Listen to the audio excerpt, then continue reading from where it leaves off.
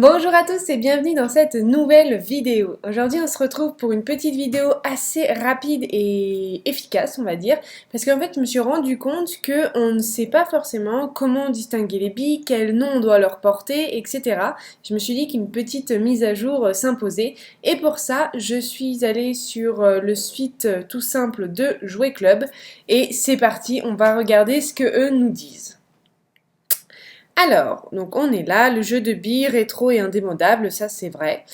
La petite histoire des billes. Les billes font partie des jeux les plus anciens. Difficile de dater leur naissance exacte. En effet, les premières billes d'argile ont été retrouvées dans des tombes égyptiennes, mais le lien avec le jeu n'était pas alors forcément évident.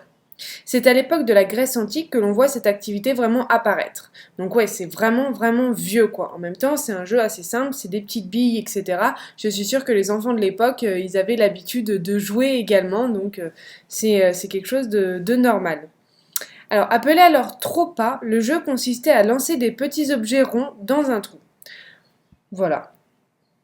Bon, après, on va passer. Alors, voilà, bien connaître les différentes billes.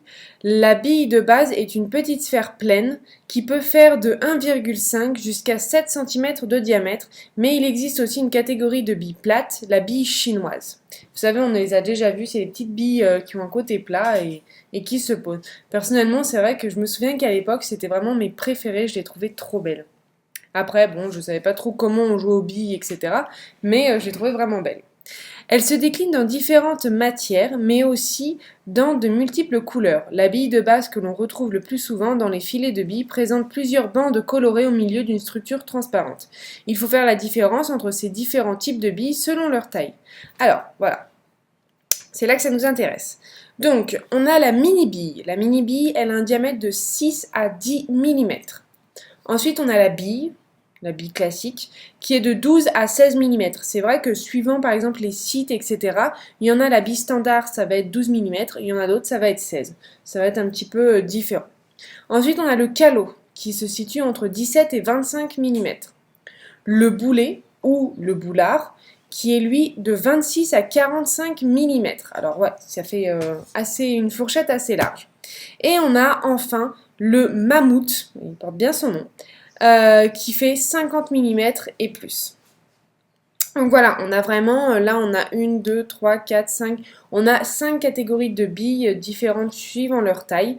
Donc vous voyez après comme je disais, hein, la bille standard ça va de 12 à 16, le boulet de 26 à 45, donc voilà il y a un petit peu une marge entre.